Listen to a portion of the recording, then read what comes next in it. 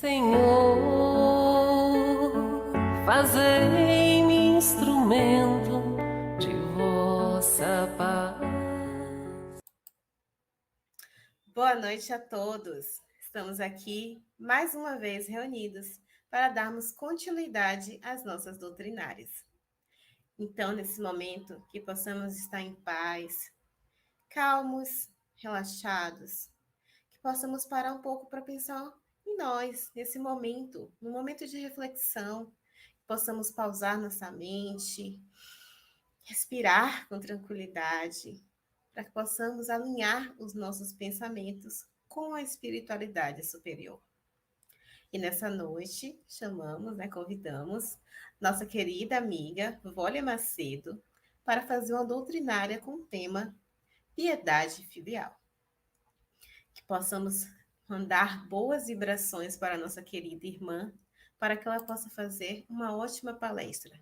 Que possamos, com isso, refletir e absorver esse conhecimento. Seja muito bem-vinda, Vólia. Obrigada, Rosa. Mais uma vez nesta casa, que tanto me acolheu, eu tenho um prazer de conversar com todos.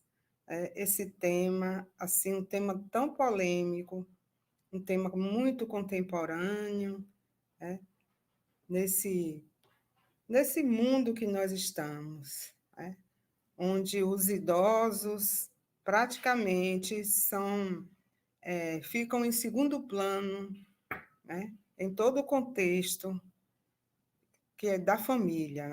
Então, vamos começar a palestra, estudo, porque é palestra e estudo, sobre o tema Honrai a vosso pai e a vossa mãe. E o nosso subtema é piedade filial. Vamos lá.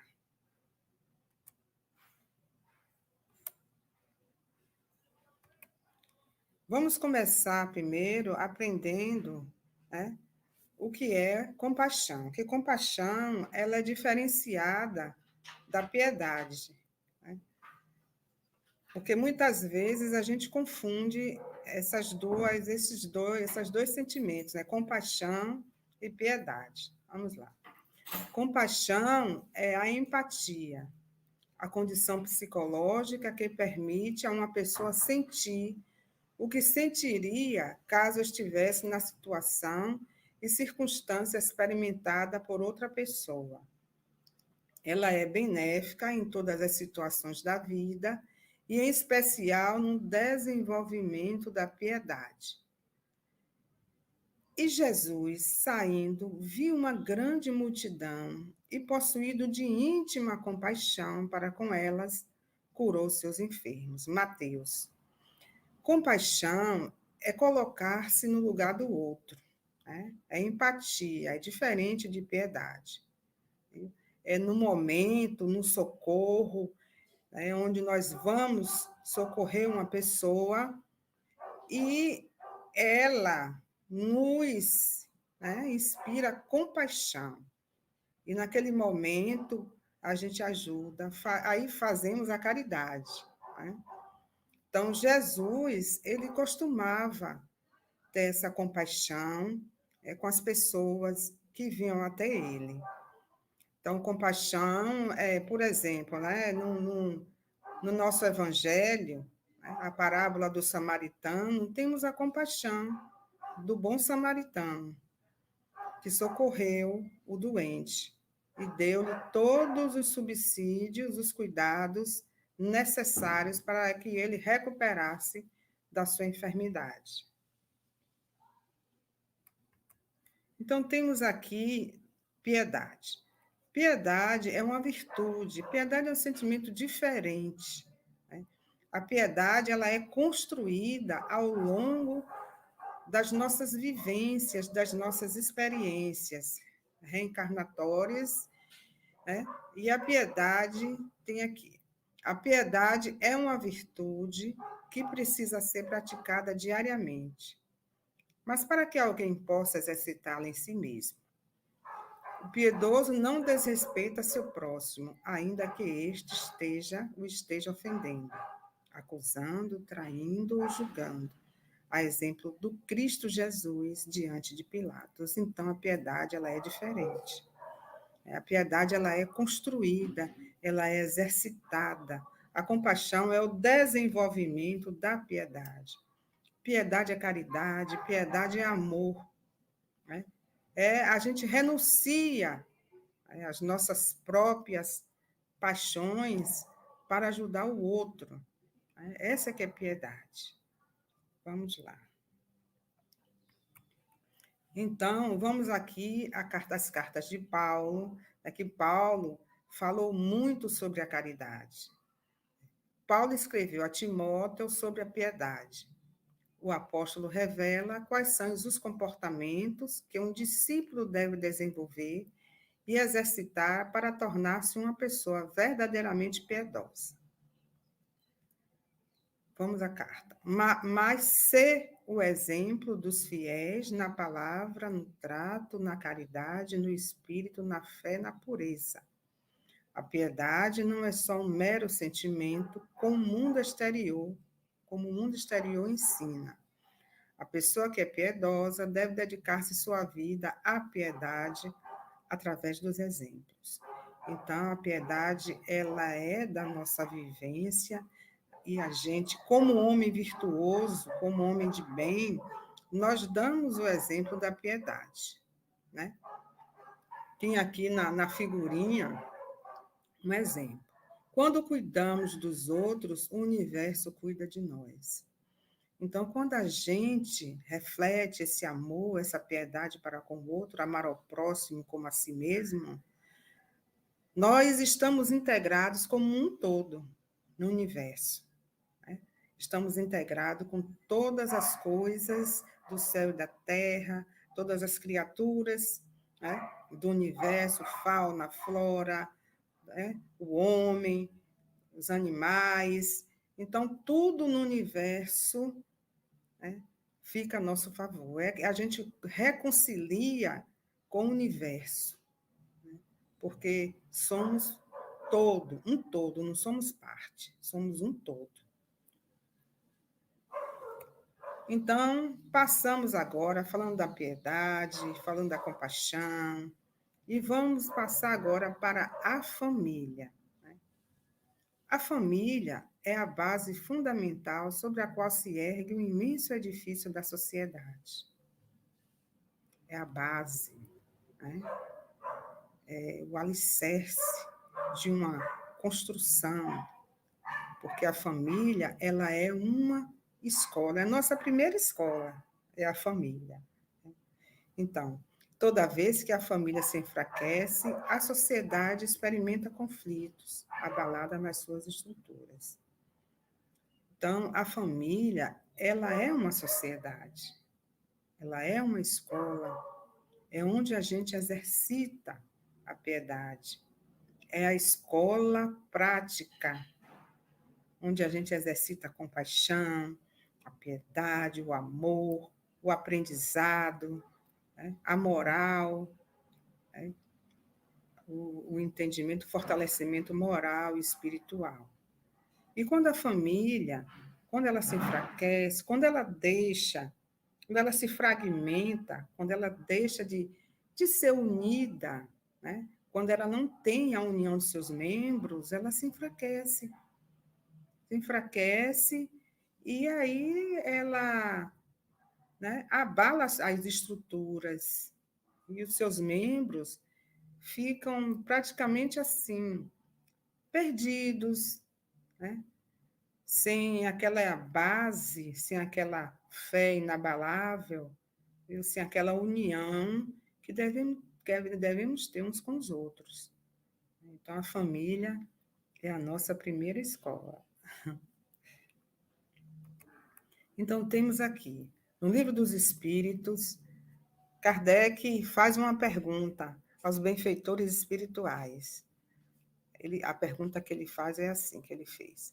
Qual seria para a sociedade o resultado do relaxamento dos laços familiares? Os benfeitores amigos responderam: uma recrudescência do egoísmo. Então, recrudescência do egoísmo, é um aumento significativo do egoísmo, né? Porque o amor familiar do Cristo Jesus ampliava-se a toda a humanidade para a qual viera. Então, para a gente chegar, né, a esse patamar de nosso Senhor Jesus Cristo, que tanto nos ensinou, né, a amarmos uns aos outros na nossa escola, o nosso próximo mais próximo. Então, para a gente chegar a esse patamar de amar a humanidade, precisamos exercitar esse amor primeiro em nossa família. Precisamos exercitar esse amor com pai e mãe, filhos, irmãos, esposos, viu? Parentes que muitas vezes são agregados, que vivem ali conosco, enfim, com todos, né?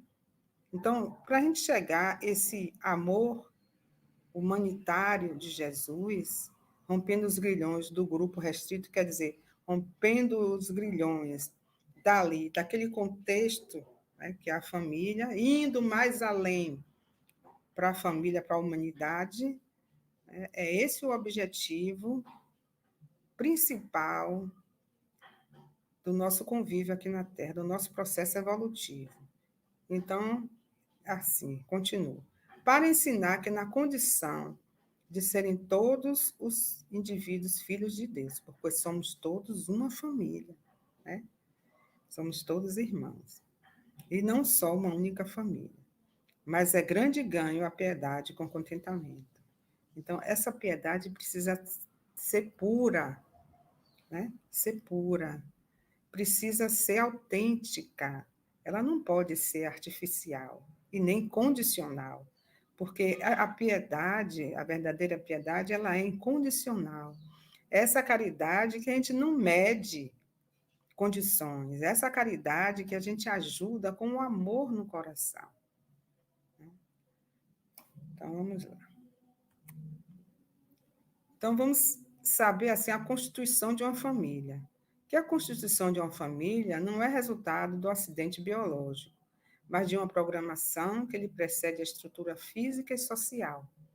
Os pais, por isso mesmo, não são seres fortuitos que aparecem à frente da prole, descomprometidos moral e espiritualmente.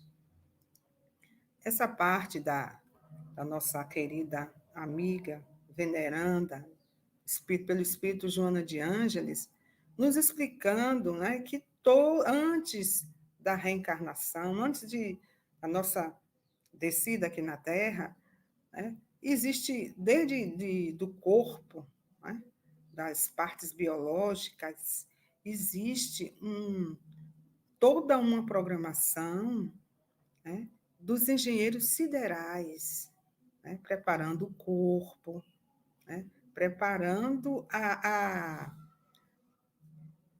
reencarnação, né? Então, existe todo um manancial de cuidado, de programação, de amor, né, para essa vida, né, esse espírito reencarnar na Terra. Então, esse comprometimento que existe entre os membros de uma família é muito evidente, né? Esse comprometimento moral, espiritual, né? São pessoas que muitas vezes não faliram, né, nos relacionamentos anteriores, e não é só como karma, não, é para aprender a amar, né? É para aprender a perceber que Deus, né, está em nós, está dentro de cada um de nós, e precisamos nos olharmos como irmãos, como irmãos. Então, esse comprometimento que existe dentro de uma família, ele é para ser evoluído, desenvolvido para, né, um relacionamento de amor, de entendimento e de união, de fraternidade entre os membros dessa família. Naturalmente, antes foram comprometidos uns com os outros.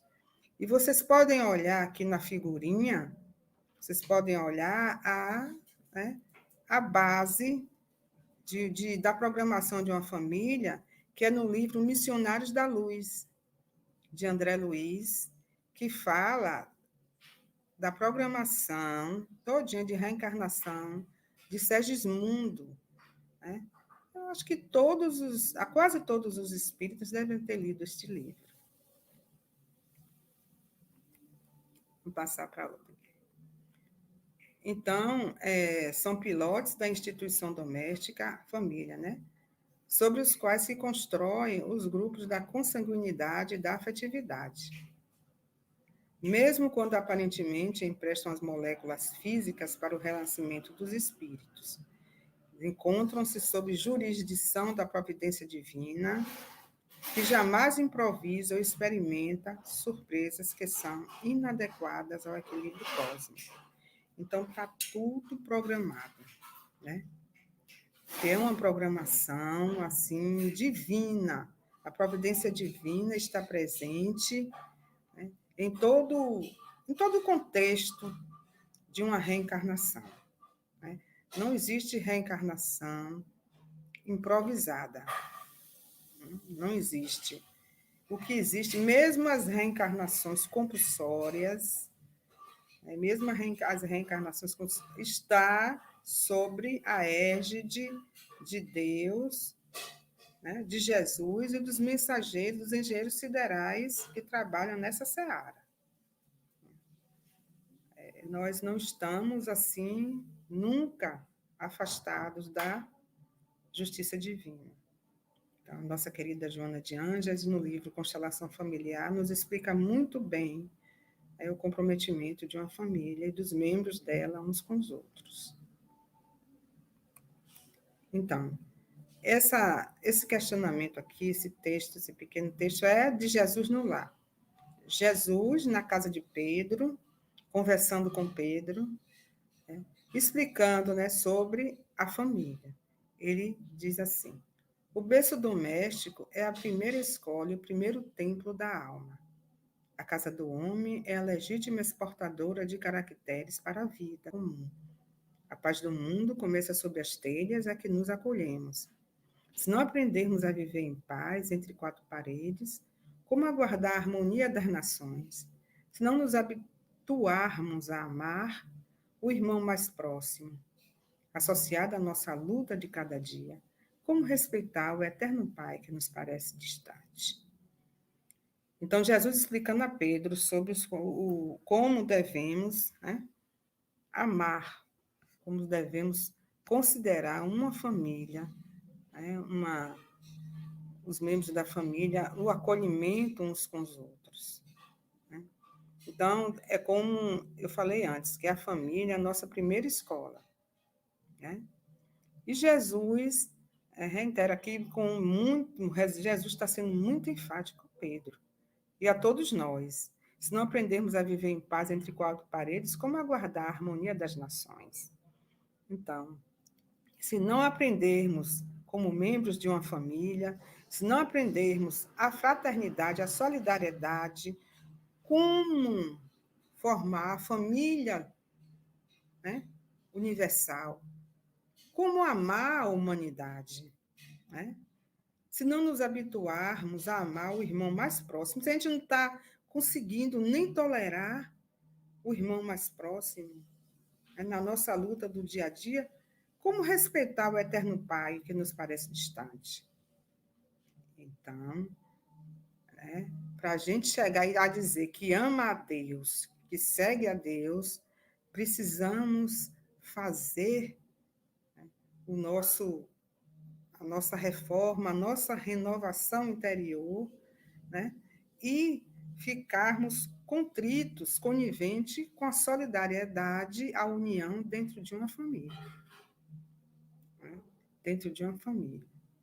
Nós estamos vendo aí, né, tristemente, assim, uma guerra, né, que, assim, falta de amor, falta de Deus, e falta de amor, né?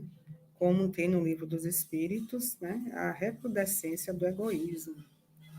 Infelizmente, estamos melhores, sim, do que o que éramos antes, né? Do que o que éramos há 100 anos atrás, e assim sucessivamente vai melhorando, né? Porque o processo evolutivo é natural. Mas ainda temos muito, né, dos resquícios do passado, né?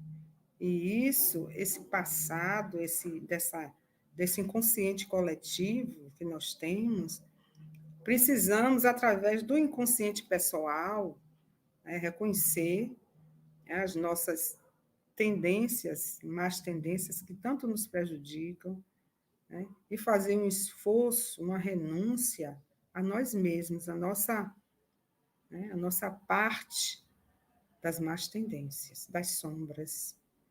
Então, precisamos, a cada dia, exercitar esse amor, essa piedade, essa caridade dentro de nós. E a família é o melhor lugar. É o melhor lugar para a gente exercitar, né? Esse amor. É o melhor lugar para a gente fazer essa reforma íntima, né? Então, se a gente se une, se a gente tem solidariedade uns com os outros numa família, se temos a fraternidade, né, se toleramos, né, uns aos outros e passamos a amar os membros da família, né, então o nosso processo evolutivo está caminhando e muito. Na questão do perdão, viu? Do entendimento, da compreensão, né? Da compreensão do patamar espiritual de cada um membro da família. Se tem um membro da família que cai, que está menos, né, assim, contrito com os outros, que está longe dos outros, então é preciso que a gente entenda e conduza esse ser, né, ao entendimento, à compreensão e à fraternidade, solidariedade. Então, temos aqui a piedade filial, é aí que chega, com toda essa educação moral, espiritual, essa caridade de uma família, né? Para ter uma família estruturada, então, não precisa ser uma família assim, engessada, né? Certinha, nem aquela família religiosa, sabe? Que anda numa estrada reta, não. É a compreensão, é a família espiritual, é a compreensão ampla, né, do espírito encarnado.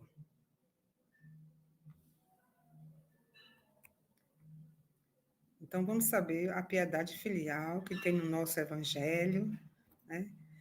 Então, no Evangelho segundo o Espiritismo, assim, cita assim, o mandamento. O mandamento, honrai a teu pai e a tua mãe, é uma consequência da lei geral da caridade, do amor ao próximo. Porque não se pode amar ao próximo sem amar aos pais. Mas o imperativo honra implica um dever a mais para com eles, o da piedade filial. Deus quis demonstrar, assim, que o amor é necessário juntar o respeito, a estima, a obediência e a condescendência, que o que implica a obrigação de cumprir para com eles, de maneira mais rigorosa, tudo que a caridade determina em relação ao próximo. É gratidão, né? Como nós vamos entrar nessa lei da caridade, do amor ao próximo? É através da gratidão para com nossos pais, né?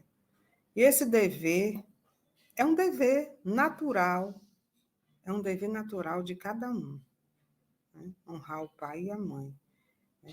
Diante da gratidão que eles nos aceitaram aqui na Terra, né?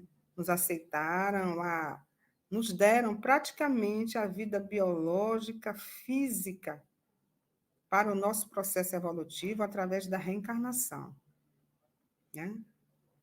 Então, respeito, a estima, a obediência, como está aqui no Evangelho, né?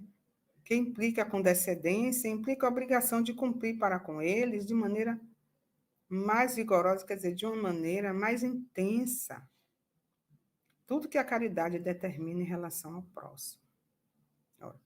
se não temos caridade para com nossos pais, se a gente ainda não cumpre o nosso dever, né, do dia a dia, como a gente vai entrar nesse mandamento, né? Amar ao próximo como a si mesmo, né? Então, não se pode amar a Deus sem amar ao próximo, nem o próximo, né? Se a gente não ama o próximo, a gente também não ama a Deus. Então, vamos lá. Então, temos aqui a piedade filial, eu coloquei no coração, porque assim é amor mesmo, viu, gente? A piedade filial, quando os nossos pais ficam idosos, né, a gente, com todo o sentimento de caridade incondicional, de amor, de gratidão, né, a gente exercita essa piedade, né, pratica para com aqueles que perderam a noite conosco, nos seguraram no colo, se sacrificaram, renunciaram suas próprias vidas para que a gente pudesse, né, assim, evoluir dentro de né, acolhendo a nós, todos nós como espíritos encarnados. É muito importante isso, a gente amar esses pais, seja lá, né, a forma que eles agem para conosco. Piedade filial é uma das mais significativas manifestações do amor que o espírito se deve impor, ampliando a área dos sentimentos e acrescentando outros deveres, quais os de gratidão, respeito, ternura impostergáveis, né, que a gente não pode postergar, não pode adiar, porque se estamos ali com essa incumbência de amar aqueles que tanto nos compreenderam na vida, que tanto nos ajudou, que tanto nos auxilia, que faz tudo por todos nós, renuncia à sua própria vida, né, para poder nos ajudar aqui na Terra, para o nosso processo evolutivo, a gente não pode adiar. Não podemos adiar. Então, temos aqui que esse dever se estende naturalmente às pessoas que se encontram no lugar dos pais, e cujo mérito é tanto maior quanto o devotamento é para eles menos obrigatório. Deus pune sempre, de maneira rigorosa, toda a violação desse mandamento. Então, tem aquelas pessoas que não são pais biológicos, né? Que não são pais biológicos, quer dizer, que não são filhos biológicos, e que a obrigação, né, dos filhos para com esses pais idosos que lhe acolheu, né, que mesmo que não seja naquele momento, nessa encarnação, pais biológicos, mas houve o amor, houve o acolhimento, né? Então, é assim, quando os pais, né, também, né, cuidam desses filhos, muitas vezes adotados, viu? Eles, assim, o mérito é muito maior, né? O mérito é muito maior, porque o amor aí é desenvolvimento através da família, né, universal. É um amor que, sem comprometimento biológico, mas é a caridade espiritual, né? A caridade espiritual. Então, quando os pais têm filhos que lhes causam desgostos e não são excusáveis de não terem por eles a ternura que teriam em caso contrário, né? Então, essa pergunta é a pergunta do Livro dos Espíritos. Deixa eu fazer em forma de pergunta. Quando os pais têm filhos que lhes causam desgostos e não são excusáveis, né, não têm obrigação de não terem por eles a ternura que teriam em caso contrário, né? Então, a resposta do Livro dos Espíritos é a seguinte, né? Essa resposta aqui, que é a resposta dos benfeitores. Porque se trata de um encargo que lhes foi confiado em sua missão, a de fazer todos os esforços para conduzir essas almas ao bem, né? Todos os esforços mesmo que a gente, da educação espiritual, moral, né? Então, esses esforços, como o Livro dos Espíritos está aqui ditando, né? No Livro dos Espíritos, os benfeitores estão citando, estão falando, né? Que esses desgostos são quase sempre a consequência dos maus costumes que os pais, né? Desde o que, porque assim, né? Assim tem isso também, que os pais eles não foram acolhidos, né? Na sua própria infância, né? Eles não foram acolhidos. Os pais, eles não, tá entendendo? Conseguiram os pais desses pais, os pais mais idosos, e não foram acolhidos assim, muito bem na família. Por quê? Por conta da ignorância, né? Por conta assim da falta de instrução, viu? Da falta de entendimento da vida espiritual, da falta de uma maturidade moral e espiritual, viu? Então, esses pais aí foram criados nesta base, foram criados e não educados, né? Foram criados, e aí eles passam para os seus filhos a mesma coisa, tá? A mesma coisa. Mas isso aí, cada geração muda, né? Cada geração muda. A gente precisa pensar que nós não podemos parar no tempo. Não podemos parar no tempo. Né? Precisamos seguir o processo evolutivo também do tempo.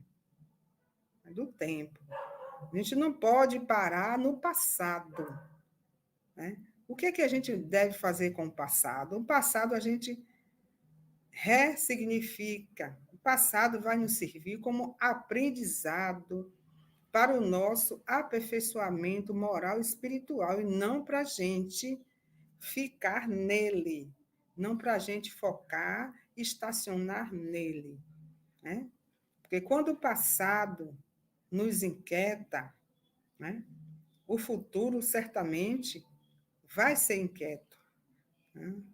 Então, não devemos permitir que o passado nos inquiete e o futuro, quer dizer, que o passado nos perturbe e o futuro nos inquiete. Precisamos viver o agora, né? O agora, o presente. Porque se a gente não viver o presente, né, ficamos lá, sem fluir, né, parados no passado e com ansiedade para um futuro que certamente será não promissor. Né? Vamos aqui.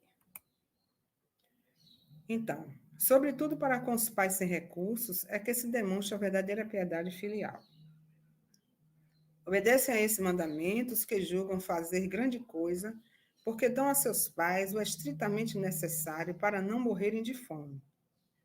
Né? Enquanto eles de nada se privam, atirando-os para os cômodos mais ínfimos da casa. E apenas por não os deixarem na rua, reservando para si o que há de melhor e de mais confortável. Então, essa demonstração que os filhos têm com os pais sem recurso é como se fosse assim, um,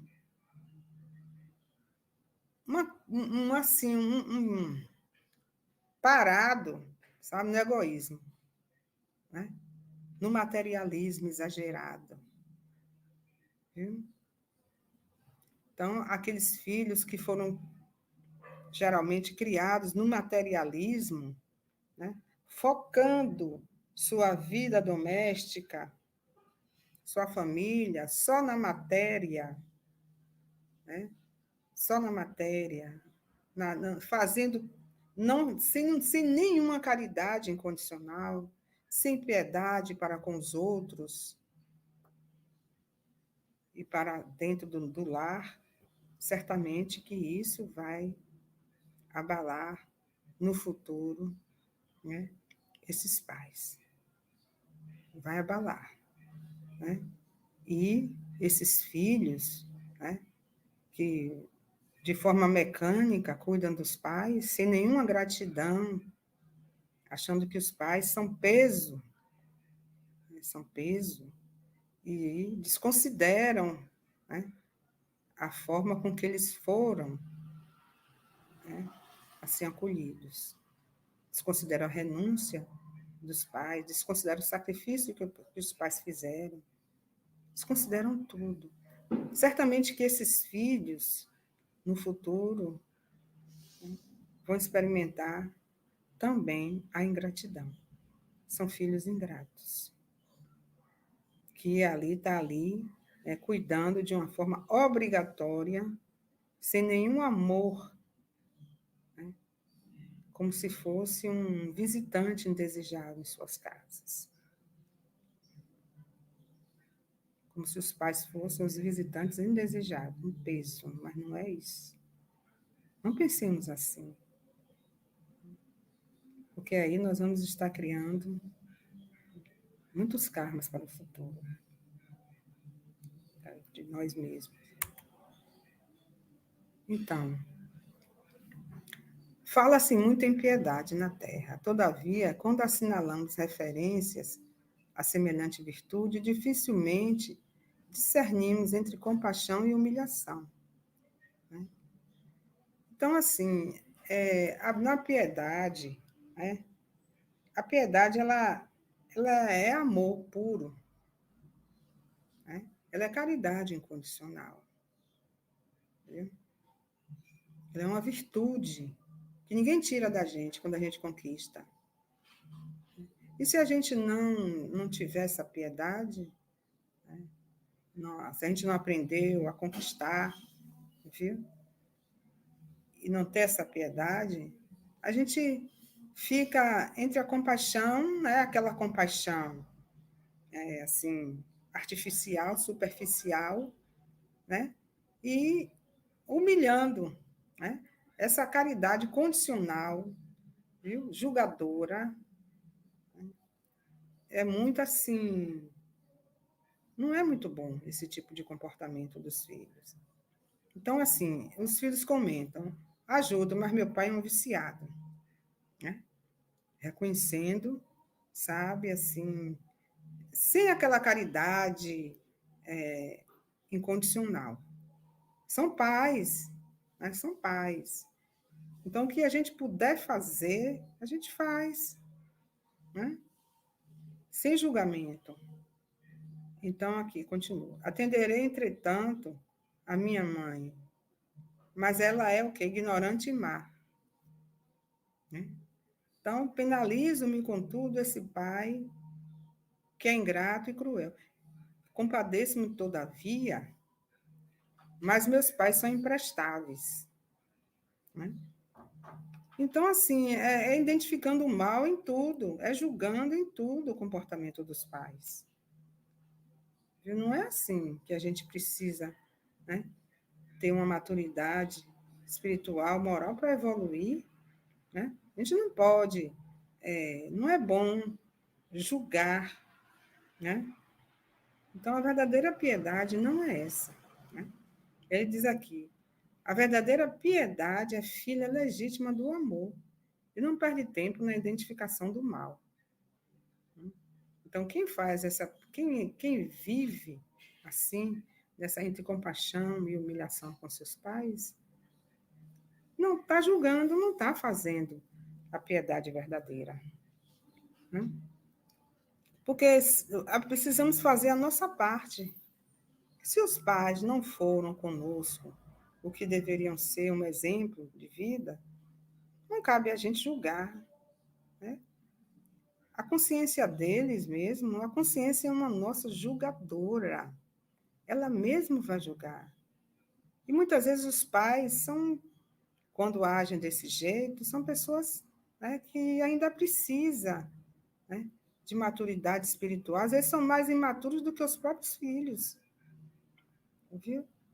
E entram, assim, nesses comportamentos, de vício, nesses maus hábitos, né?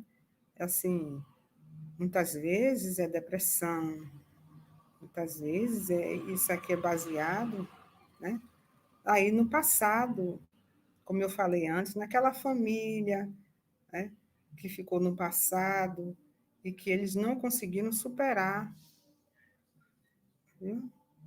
Que não conseguiram superar. Então, não cabe a gente julgar. Viu? Vamos fazer a nossa parte, né, de filhos gratos e não de filhos ingratos.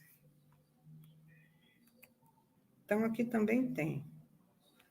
Há também um banquete festivo na vida celestial, onde nossos sentimentos devem servir à glória do Pai.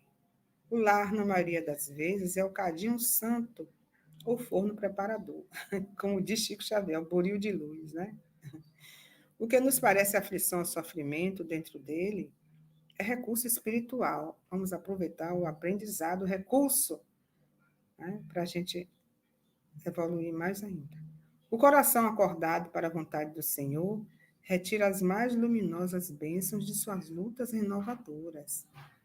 Porque somente aí, de encontro uns com os outros, examinando aspirações e tendências que não são nossas, observando defeitos alheios e suportando-os, aprendemos a desfazer as próprias imperfeições, as nossas próprias imperfeições. O lar é um curso ligeiro para a fraternidade que desfrutaremos na vida eterna. É mais um despertamento do livro Jesus no Lar, é mais uma fala de Jesus, diretamente com todos na casa de Pedro, porque a casa de Pedro foi a criação, o primeiro evangelho no lar que Jesus fez. Foi na casa de Pedro, né? Então, aqui Jesus está aqui nos advertindo, né, que o lar é uma escola renovadora do espírito, né? São as lutas, todas as dificuldades, né, todas as tempestades que existirem no lar, são lutas inovadoras, né? Porque nós somos, né, seres gregários, assim, uns com os outros, né? Nós somos semelhantes uns com os outros. A gente não pode ficar isolado um do outro, né? É preciso que a gente viva em sociedade para aprendermos, né? Para aprendermos a viver, né? E a olhar o outro, observar as imperfeições do outro, né? E, assim, ajudar nessas imperfeições e colocar também a nossa barba de molho. Quer dizer, aprendermos também a desfazer, como Jesus está dizendo aqui, as nossas próprias imperfeições. E ele reitera aqui que o lar é um curso ligeiro para a fraternidade, que a gente vai desfrutar a vida inteira, né? A vida eterna. Então, é preciso que a gente aprenda a viver no lar, né? Aprenda a amar dentro do nosso lar, que é a nossa primeira escola. E eu assim, indico o livro Jesus no Lar, para quem tem problemas assim, sérios, viu? Com a família. Jesus no Lar, assim, é uma luz, né, para aprendermos a lidar uns com os outros dentro de um lar. Então, temos aqui também Jesus falando, né, do amor filial, no livro Pão Nosso, de Chico e de Emmanuel.